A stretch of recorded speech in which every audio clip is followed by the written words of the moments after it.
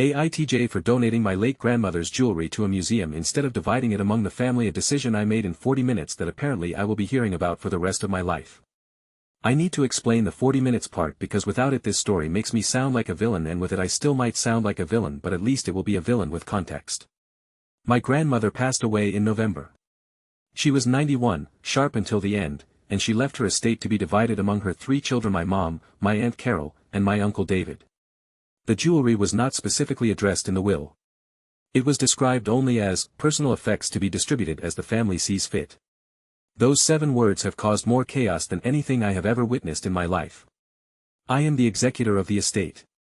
I am 34 years old and I accepted this role because my grandmother asked me personally and I loved her and I said yes without fully understanding that executor sometimes means person who absorbs all conflict generated by people who loved the same woman and grieve in completely different ways. For 6 weeks after the funeral, my mom, Aunt Carol, and Uncle David could not agree on a single piece. Every item had a story. Every story was contested.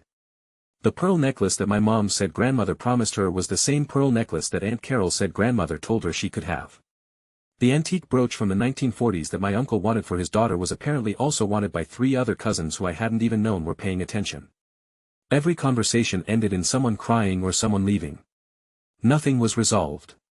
The jewelry sat in a box in my house for 6 weeks while my family held a rotating schedule of grieving and fighting that was genuinely starting to affect my ability to function. Then one afternoon my aunt called me to report that my mom had called her to say that my uncle had texted my cousin about the brooch and my cousin had told someone else something, and the whole thing had escalated again in a direction I couldn't fully follow. I sat with the phone in my hand for a moment after that call ended. And then I called the local history museum.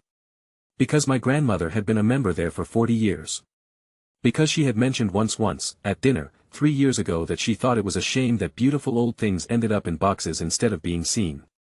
Because I was holding a box of beautiful old things that were currently tearing my family apart and I could not see a version of the existing process that ended in anything other than permanent damage to relationships she had spent her life building. The museum was incredibly grateful. They're creating a small dedicated display. My grandmother's name will be on a placard. People who never knew her will see things she loved. My family did not share the museum's enthusiasm. My mom didn't speak to me for 2 weeks. Aunt Carol sent an email using the word unilateral 4 times. My uncle called the decision a betrayal of the family's trust, which is a sentence I have turned over in my head many times since because I'm genuinely not sure he's entirely wrong. What I keep coming back to is this. The jewelry was going nowhere. The process was causing active harm. I made a decision that honored my grandmother in a way I believe she would have genuinely liked, and I made it alone and without warning because every attempt to make it collectively had failed completely. Was the 40 minutes too fast? Yes. Should I have tried harder before doing something irreversible? Probably. Do I think the outcome was wrong? Honestly, no. And that last part is what I can't quite reconcile with how bad I feel about how I did it. AITJ for making a permanent decision alone about something that wasn't entirely mine to decide, even if I believe the decision itself was the right one. Submitted by /u/glittering_maybe 7667.